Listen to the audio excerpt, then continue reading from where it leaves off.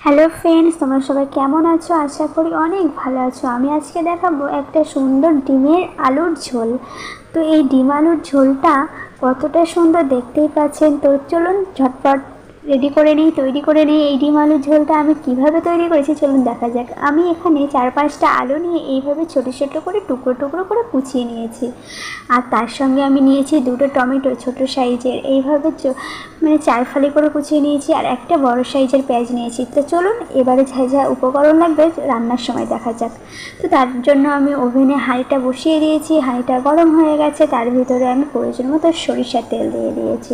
সরিষার তেলটা গরম হওয়ার জন্য একটু ওয়েট করে কুচিয়ে রাখা পেঁয়াজগুলো দিয়ে দিয়েছি। দিয়ে আমি ভালোভাবে নাড়াচাড়া করে নিচ্ছি। বাদামি কালার হওয়ার জন্য একটু ওয়েট করব। হালকা বাদামি কালার হয়ে গেলে একটু ওয়েট করে আমি তার ভিতরে দিয়ে দেব, আমি 3টে পেঁয়াজ বাটা দিয়ে দেবো। দেওয়ার পরে আমি তার ভিতরে সেই কুচিয়ে রাখা টমেটোগুলো দিয়ে দেবো। দিয়ে একসঙ্গে বাদামি কালার হওয়ার জন্য একটু ওয়েট করব। তো দেখতেই পাচ্ছেন হালকা বাদামি কালার হয়ে গেছে। তার ভিতরে আমি এখানে 2 চামচ মতো আদা রসুন পেস্ট করা দিয়ে দেবো। একসঙ্গে পেস্ট করাটা দিয়ে আমি ভালোভাবে নাড়াচাড়া করে নেব। নাড়াচাড়া করার পরে দেখতেই পাচ্ছেন কতটা সুন্দরভাবে নাড়াচাড়া করে নিয়েছি। তার ভিতরে আমি দিয়ে দেবো 2 চামচ লবণ। আর লবণটা তেলের ভিতরে যখনই আদা রসুন দেবেন অবশ্যই লবণটা দিয়ে দেবেন তার সঙ্গে সঙ্গে, নয়তো তলায় লাগা লাগা হয়ে যাবে তার কারণে। তো আমি এই যে লবণটা দিয়ে আমি ভালোভাবে আদা রসুন পেঁয়াজ এবং টমেটোটা ভালোভাবে নাড়াচাড়া করে নেব। নিয়ে আমি একটু ভাজা ভাজা করে নিয়ে সেই কুচিয়ে রাখা আলুটা দিয়ে দেবো। দিয়ে আমি ভালোভাবে নাড়াচাড়া করে নেব। ভালোভাবে নাড়াচাড়া করতে থাকবো।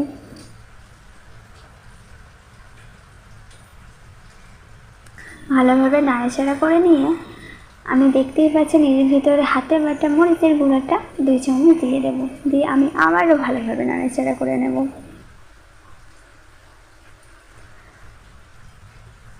ভালোভাবে নাড়াচাড়া করে নেওয়ার পরে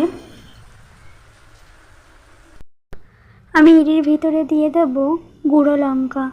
গুঁড়ো লঙ্কাটা আমি এখানে 1 চামচ ব্যবহার করেছি, যেহেতু এই গুঁড়ো লঙ্কায় প্রচণ্ড ঝাল, ঠিক আছে। তো তার জন্য আমি 1 চা চামচ ব্যবহার করেছি। আপনারা চাইলে এখানে আপনাদের যেমনটা ঝাল খেতে পছন্দ করেন তেমনটা ব্যবহার করতে পারেন। তার ভিতরে আমি দিয়ে দেব 2 চামচ মিট মশলা।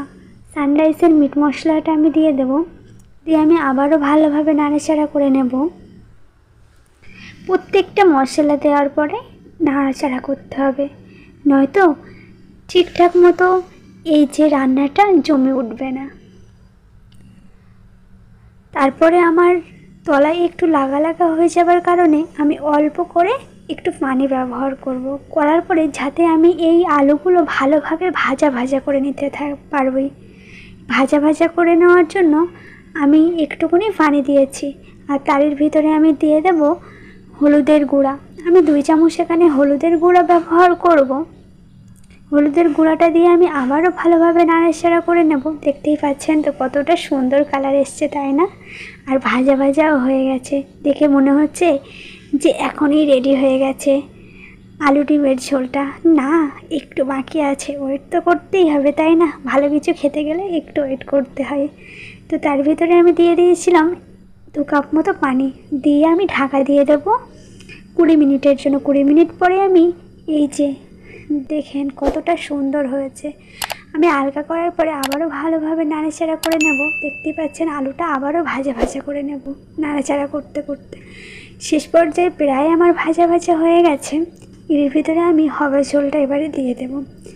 এখানে আমি হওয়া ঝোলটা 1.5 কাপ মতো দিয়েছি। তো 1.5 কাপ মতো হওয়া ঝোল দিয়ে আমি আবারও ভালোভাবে নাড়াচাড়া করে নেব। রান্না মানেই নাড়াচাড়া।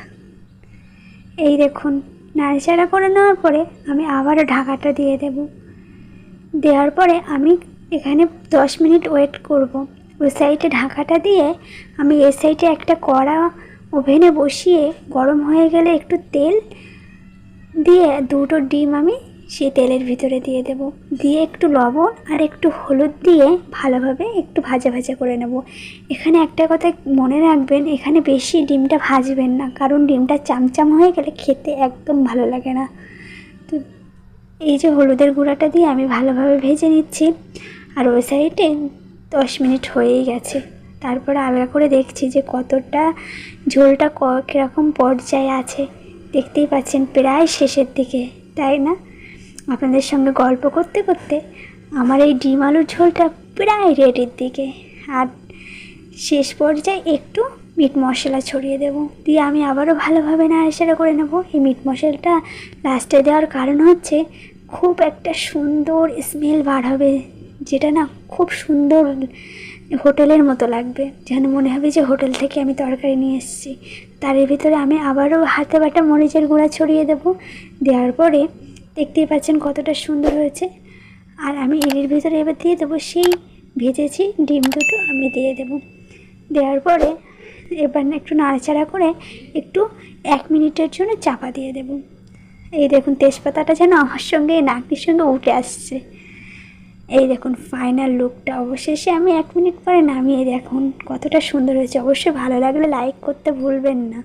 আমি একটা পাত্র নিয়েছি, নিয়ে পরিবেশনটা আপনাদেরকে দেখাচ্ছি কতটা সুন্দর হয়েছে, তাই না? দেখুন গরম গরম ভাব উঠছে। আর এই যদি গরম গরম ভাতের সাথে যদি খাওয়া হয় জাস্ট জমে যাবে। মনেই করতে পারবেন না যে বাড়িতে রান্না হলো নাকি কোনো অনুষ্ঠান বাড়িতে।